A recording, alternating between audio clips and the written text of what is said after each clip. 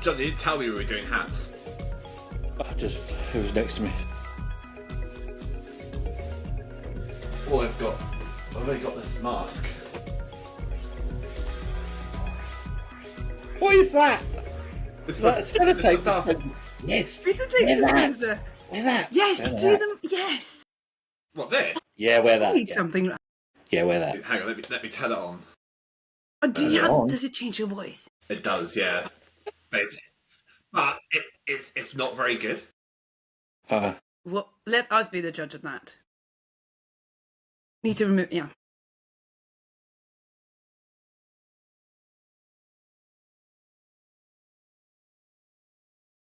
I can't hear anyone. Can anybody hear me?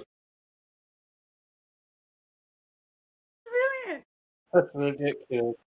Hello, everyone, and welcome to the nearly award-winning Sprint Zero podcast. My name is Darth Vader, and I'm here with my co-partner, Rat in Crime, Boba Fett. Say hello, Boba.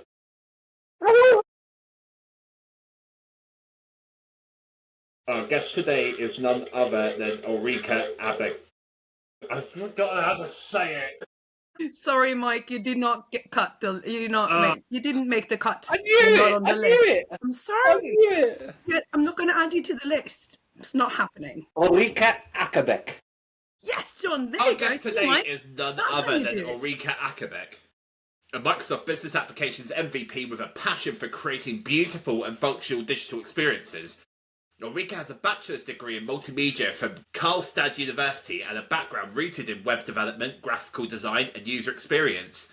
She's a Power Pages expert, a self-described less code developer who loves to code, and a go-to person when it comes to low-code solutions that don't skip on functionality. Ulrikke's philosophy that I work with people, not computers. She believes that customer relationships are the foundation of her work, and she approaches every project with a structured, organised mindset that blends creativity and collaboration. Welcome to the podcast, Ulrikke. I've said your name 3 different ways. Enrique. Welcome to the podcast, Enrique Iglesias. Jesus. Welcome to the podcast. Thank you.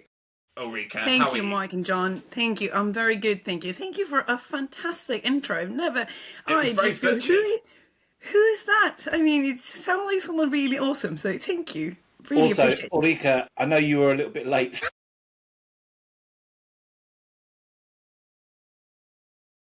Yeah.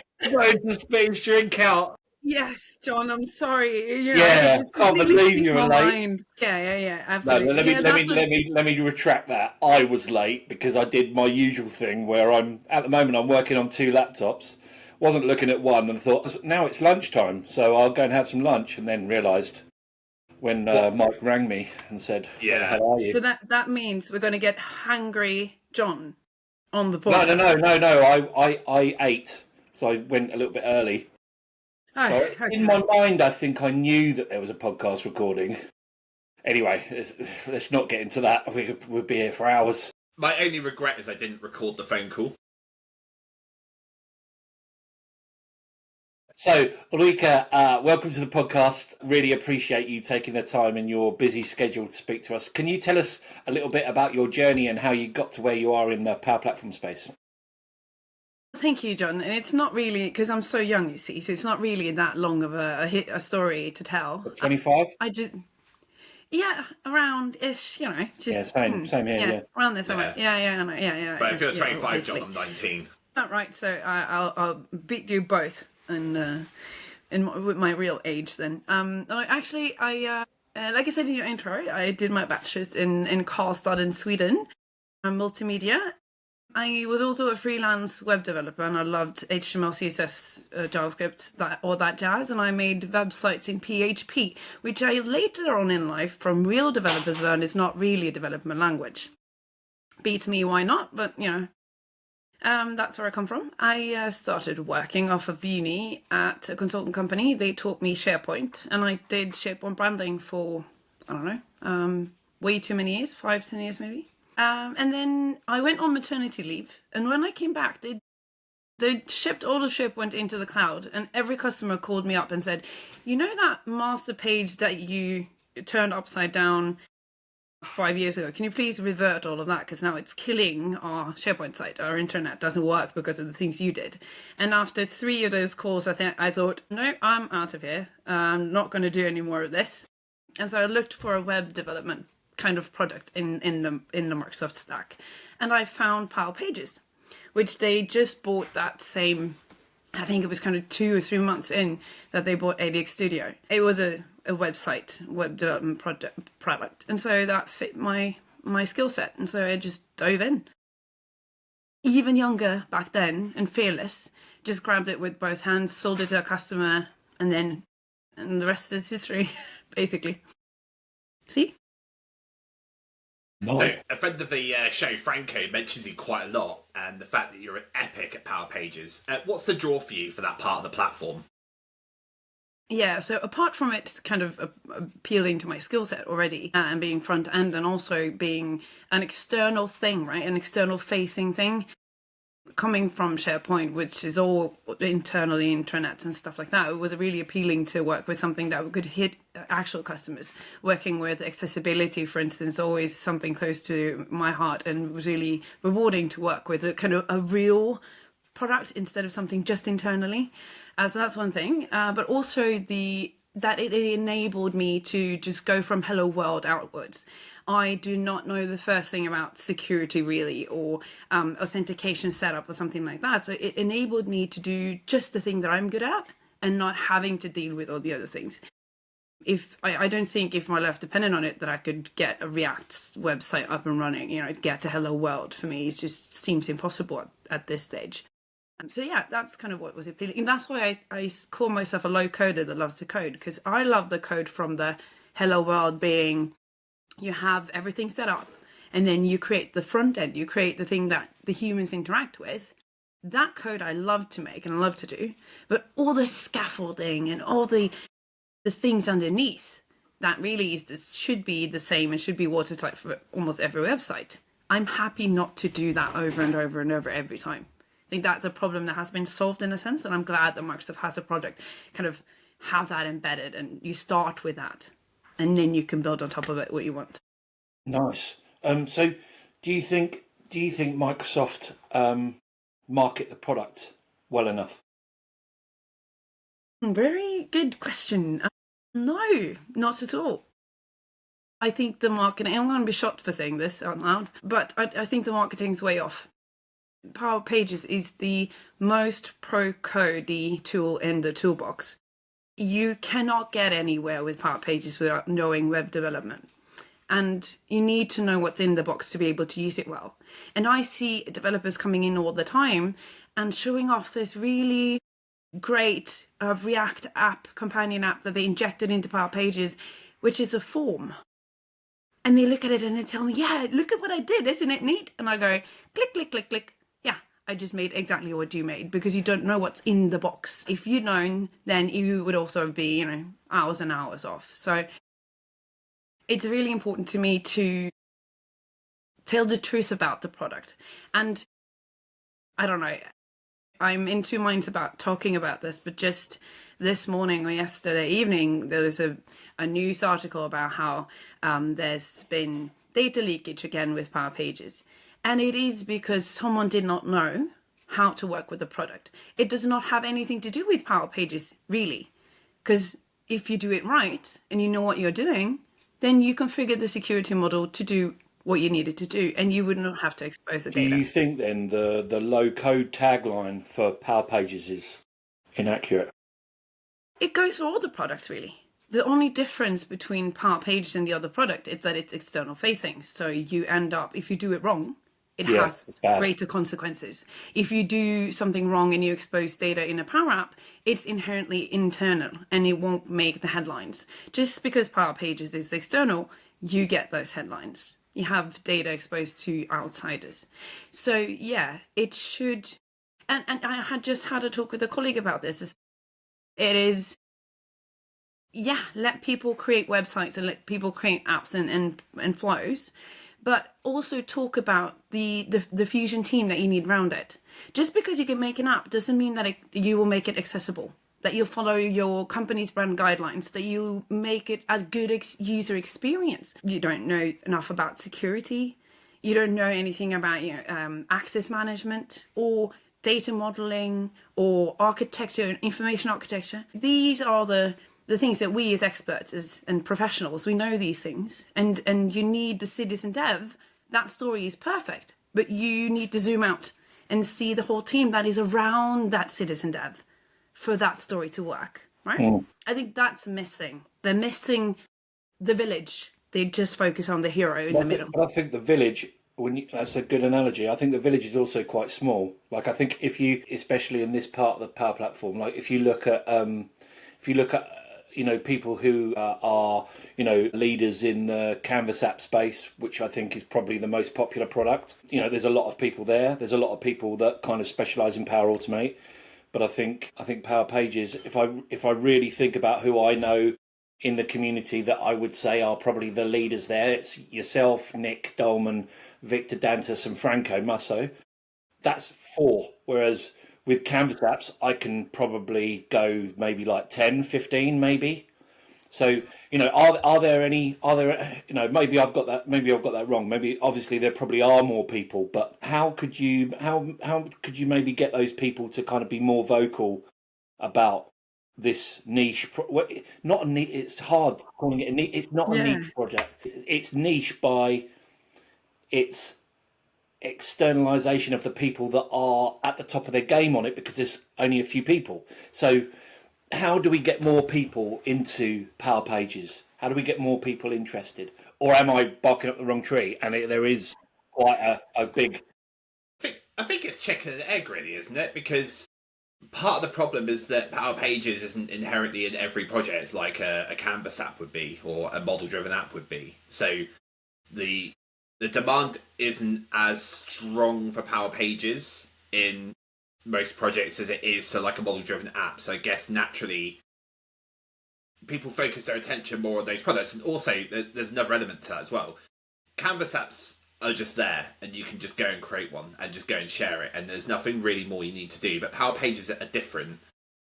You have to go and get a trial and stand up the instance, and then you've got to connect it to Dataverse. And I think there's like more steps. There's more of like not a barrier to entry, but there's definitely more steps to getting started that we don't necessarily have as many people in the community who have sort of experienced it. But if they have, it's because they've then embarked on a project where they're now implementing it, right? Is that a fair analogy, or am I also barking up the wrong tree?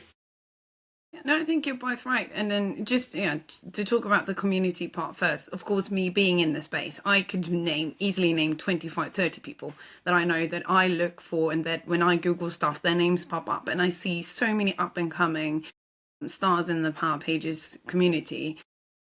So to me, that landscape is completely different because that's kind of my main area. I think that's very natural. And also, I think seeing it more and more at conferences, that's one thing. So we see more and more workshops that are completely Power Pages oriented. We see Power Platform community events where you have Power Pages tracks alongside Power Apps tracks and other things. But I also see other parts of the platform kind of struggling a little bit. I think it's very good to see. I've seen lately at community conferences, you have more and more talks about model-driven apps and how powerful they are. Because it's been kind of neglected. Is Dynamics 365 a model-driven, the apps are model-driven apps, and then you look at it from the other side, and then what came first, and the chicken and the egg, and I think it's one of the forgotten things, and you forget how powerful model-driven apps actually are. So I love the fact that I can see now so many people kind of revigorating model-driven apps in a sense. Yeah, I mean it's where my love is really. Like I've always struggled with Canvas apps, but yeah, I love model driven apps. Like I really, really, really, really love them. Yeah. Yeah, me too. I mean, there's something about the way that my mind works in a different way. It's from the inside out, and my mind works from top to bottom.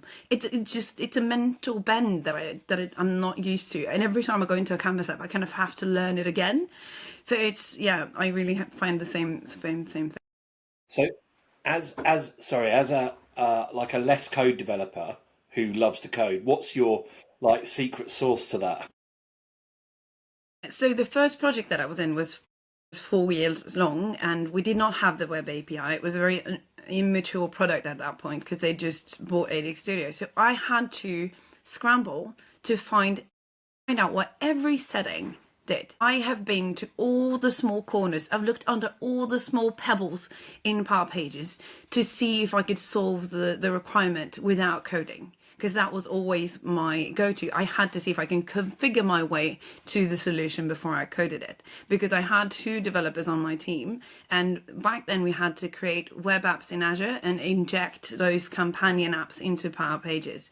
That was the way we had to do it, and of course that meant we had to have a huge build process. We had to have all the source code and all the hard code dev things that I don't understand, and every time was a huge investment. So it was much cheaper and simpler and easier for me to configure my way through it. So I've bent Power Pages as far as you can bend it. And then until I met Franco Musso, which actually bends it even more than I can.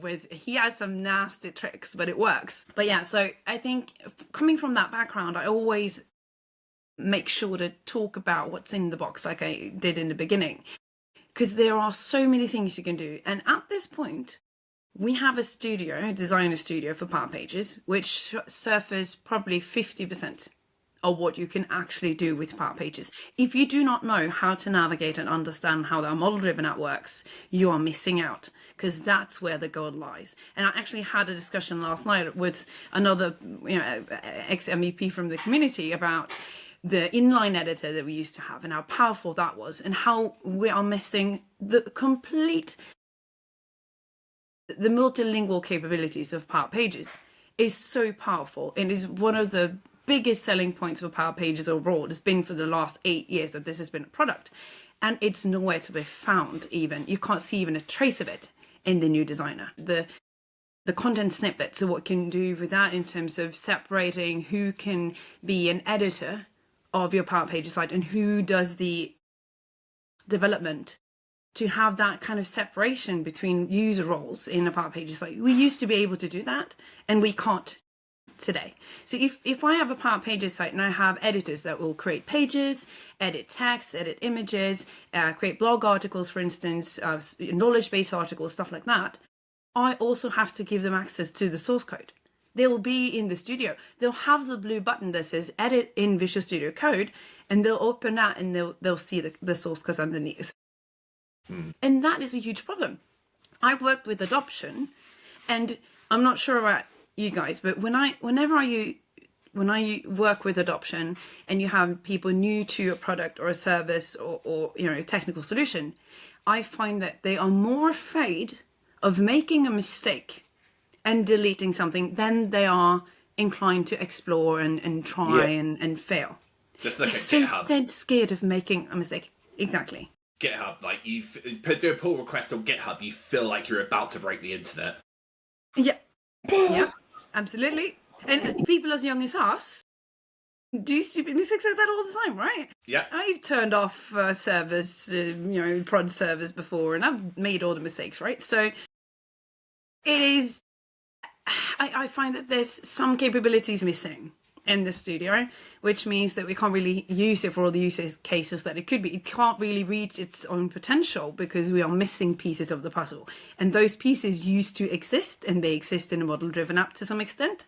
And I find that that is really a hard sell. And if something does not include the 2 letters A and I today, you can't really get funding for it, can you? So everything on the backlog, they've sorted it by those 2 words, and the things that float on top, that's what get prioritized. Yeah. So, yeah.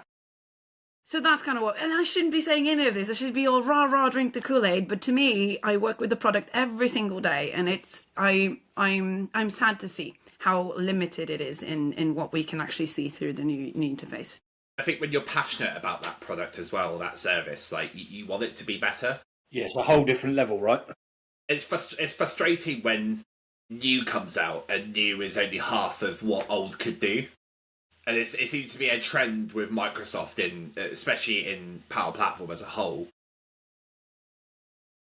Power Automate. Yeah, the new Power Automate is very contentious, and I've been working a lot with it lately. It has some serious bugs, especially around connections, and the fact that if you go and edit a flow with that new designer, it will wreck a lot of the connections that you have. And you have to go and undo that work and remember to undo it. And the fact that it just forces you in there as well, rather than just saying, you can't just say, I don't want to use this at the moment. Force it again 6 months down the line when you fix all the problems, but don't force it on me now. There's no way to do that, apart from there's some third-party plugins you can get that can do it. It's just, it's such a frustrating trend. And I totally agree. And actually, to be fair, I love the new designer. The idea is brilliant. You can pin and have two panels at the same time. You can zoom out to see when you are diving. I'm the admin. I'm the connection. So that's when I had to do the Zen when you sort of talk about connections and connection references, because I'm the owner of that in the project. And it is a trigger for me because it is. But so I get where your frustration is coming from, but I also see that it has so great potential if they get it right. And I would love to work in that interface, but it can't break everything else. Exactly. That's the point. Oh, there's the stuff about the new Power Automate designer that's brilliant. Like, just being able to, like, publish and draft your flows. Just the way the UI works now, like, it's better than before. There's an element of change that people have to go through where they've worked with Power Automate for the past 5 years. It's always looked the same. But yeah, when it's got game-breaking bugs, it's not good for adoption. No, I know. Yeah, I totally agree. And actually, we get a taste of our own medicine in a sense as well. And I kind of like that, because what we are doing with our solutions, the things that we build for our customers and their users, is usually some of the same, right? We don't contain ourselves to moving a button. Like, we create a whole new application for them to adopt. And now we kind of have the same thing as, yes, I know that you're telling me that this new tool is brilliant and awesome, but it was not like the other one. It does not do what the other thing did. And I had workarounds in the other one so that I could get my job done. And now you created this new interface for me that I don't know how to work, and the buttons are wrong. And so we have the same kind of friction that the people of that users have, right? Yeah, that users have when we're trying to help them adopt a new application. Adoption is hard. It's hard work. It is very but hard. Also very rewarding when it works. And I think, and I almost said advent of agile development, because it's been around for 30 years, but still I find that we have to convince customers and teach customers how to really do it right, and to not do the waterfall hybrid thing, but actually trust us and be in the driver's seat and do the real agile development. And when you fail fast and you try something and you try it on real users, and you have this, you have the continuous deployment all the time, doing improvements and testing them. That is really the only way forwards. And in a sense, Microsoft can't really do that, or they're trying to do that with us. And we give them really a hard time about it. And then to some extent, it's like, would I rather have just the model-driven app for Power Pages and not the new Design Studio? No, of course not, because it's enabling another layer of people. They're enabling the true low coder that doesn't dare to touch the Edit in Visual Studio Code button, because they have no idea what they're doing. They know Word and PowerPoint. And so it's enabling them. Yes, I get that. And I love Microsoft for it. And the way that they're going and the way that they're investing in the product is amazing. It's just that I also know what it can do. And I'm seeing the gap, and I want them to kind of to tighten that gap a bit. So, yeah, absolutely. Yeah. On the subject of adoption and whatnot, you did a blog post that Power Pages wasn't available in Norway back in 2023. Has that changed? Yeah, very curious question there, Mike. I checked with the product team, and I am allowed to tell you that Power Pages is now available in Norway. So you have an environment in the Norwegian region that you will now be able to provision a Power Pages site in that. And I've had access to it for a couple of weeks, and I've been trying it and testing it, and it works. So it's going to be released this weekend, and of course this episode won't be published in a couple of months maybe, so by the time this is published it will be common knowledge that is now possible. So I guess the question is more, why wasn't it? I don't know. It's a very interesting question. I think it's one of those where Norway is so far off the map and so small and so insignificant that they didn't really bother. And I shouted the loudest, so then I got it into the data center. I think it's that simple, to be honest. It just doesn't compute in my head.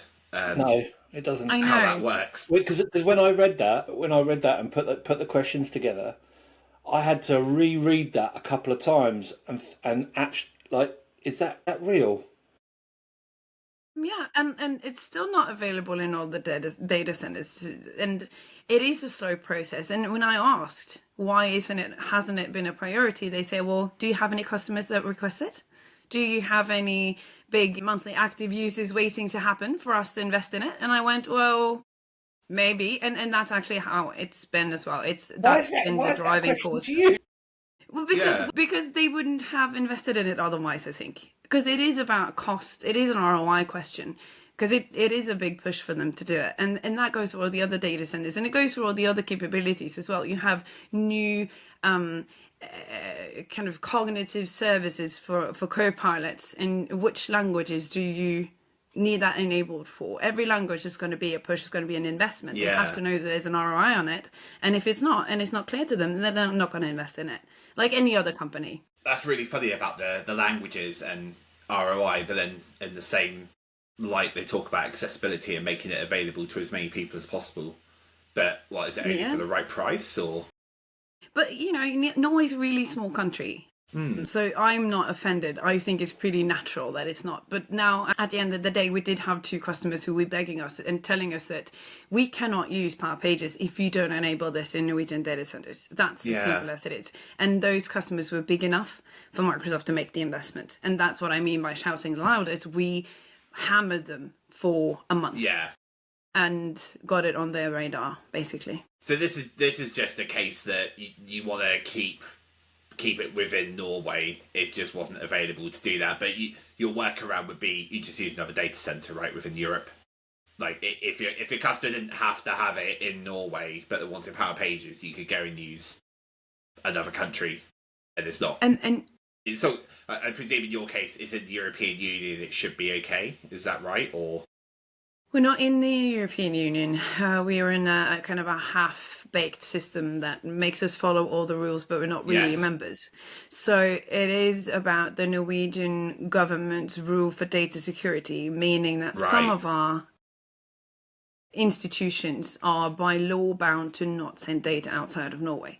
So that's basically the reason why we have a Norwegian data center, because that doesn't really compute on any level that Norway has its own data center, but that is a reason why. So Microsoft is acknowledging that if we want to have a presence in Norway, that we have to have that. And that being said, though, the environments that you provision in the Norwegian data center doesn't have all the other applications either. So it's not just Power Pages missing, there's a whole whack of other things missing that we are fighting equally hard to get. So the majority of some F&O things, and there's some services and cognitive services that are not available. So I don't have the complete map of everything, but I do know that one of the big customers that I'm currently working on are actually maybe should be bound by those rules, and we've found ways to do the things that we do and be within the rules and in the European data center. I think that's kind of the loophole that some Norwegian companies have to go through to get it working.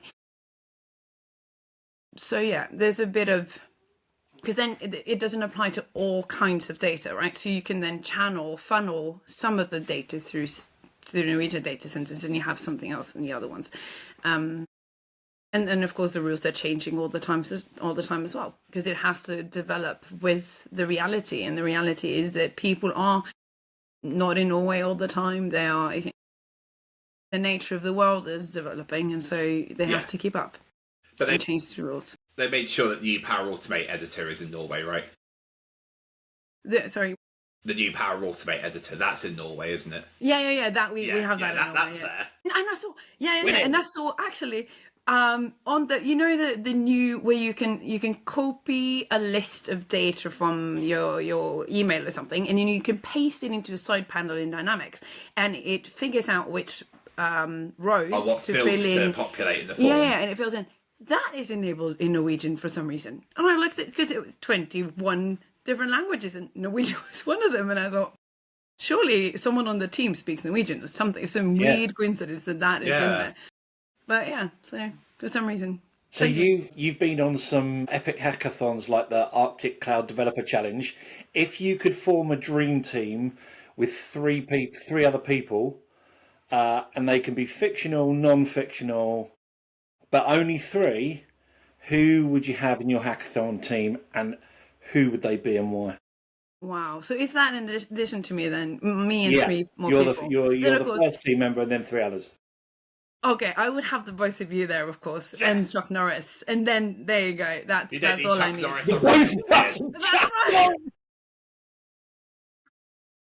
That's hilarious. Oh, that's funny.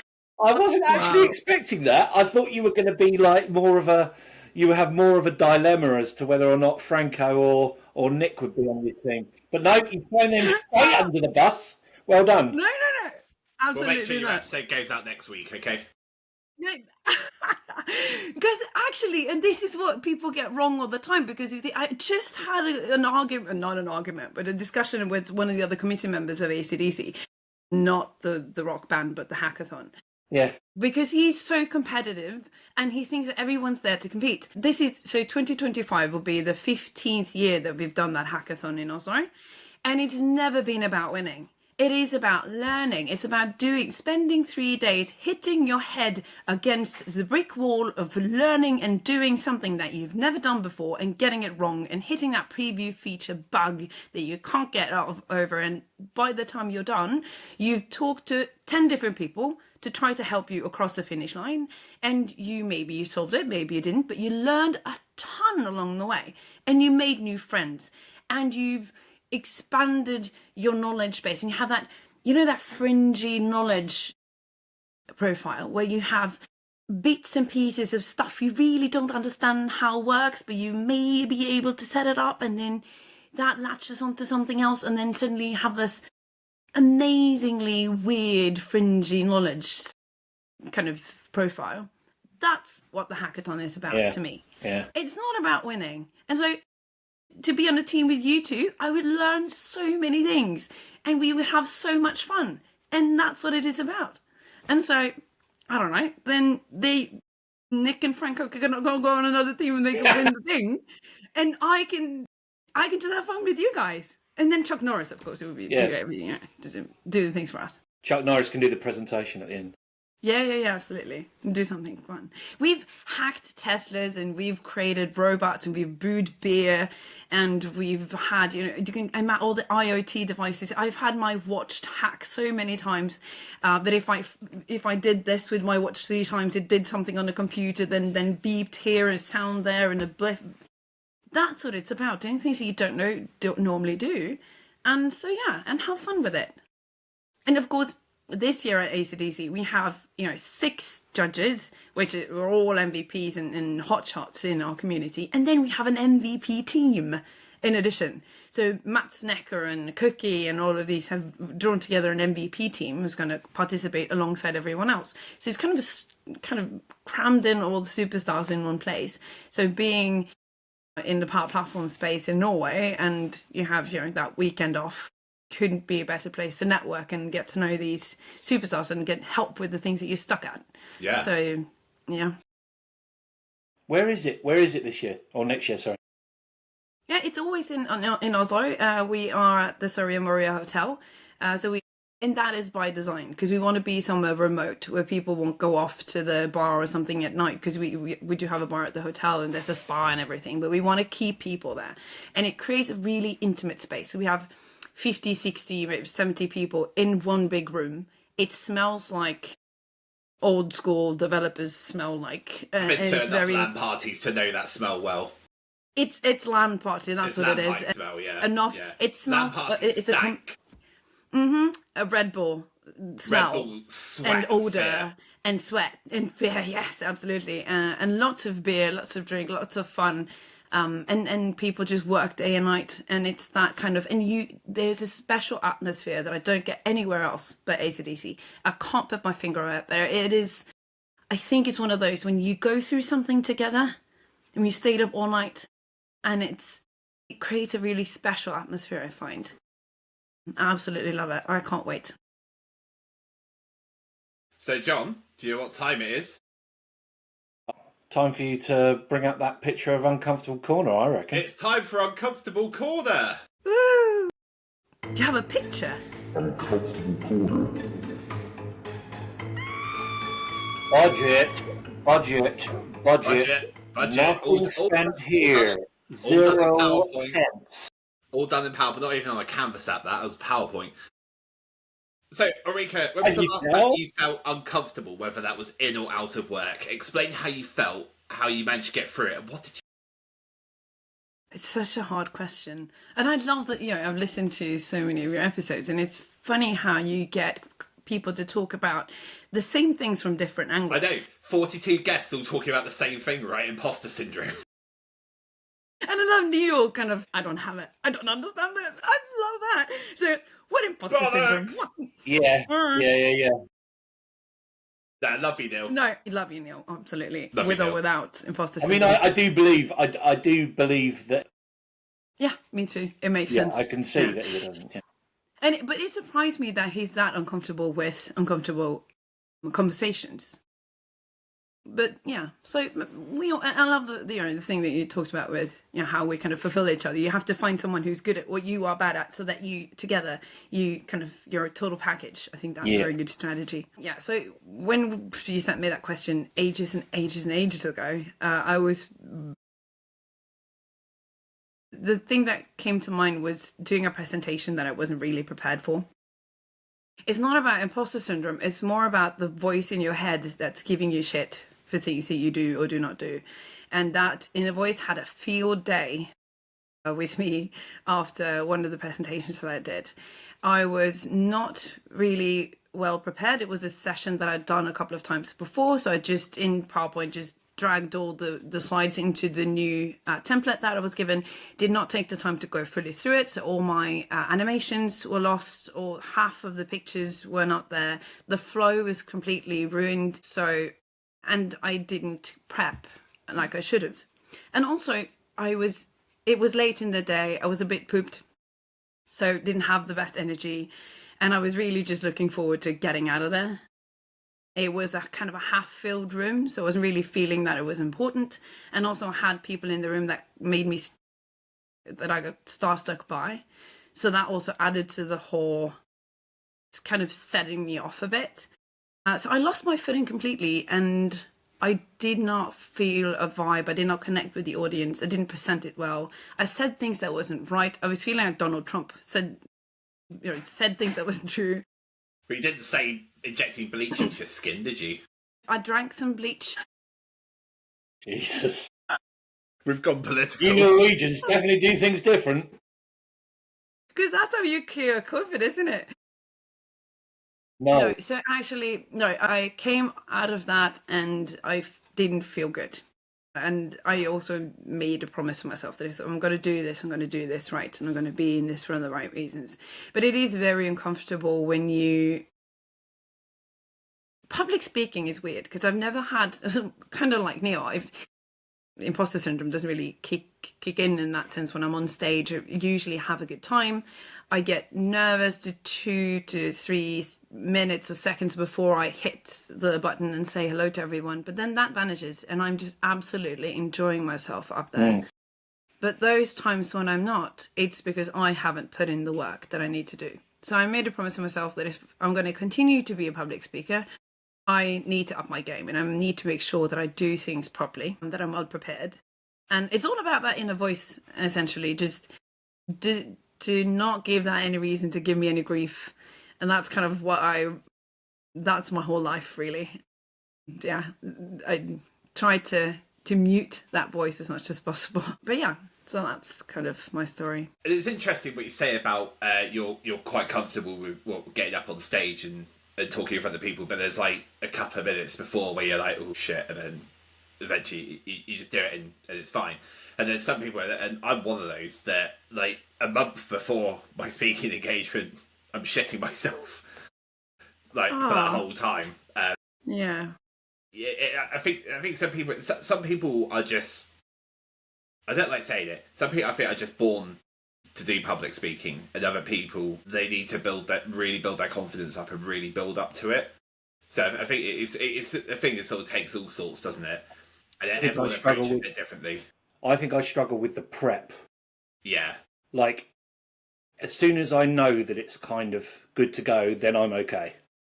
That's the bit, and I, like you said, Ulrikke, like if the prep has not been done, I know I'm going to go to that, and I'm like, well, it's going to be difficult. Yeah. So yeah, as long as the prep work's done, and as long as I understand what I'm saying, then I'm okay. I'll be okay. Yeah. Yeah, and I also like that nervousness. And I've also heard other speakers say that the day that we lose that, then you lose your edge.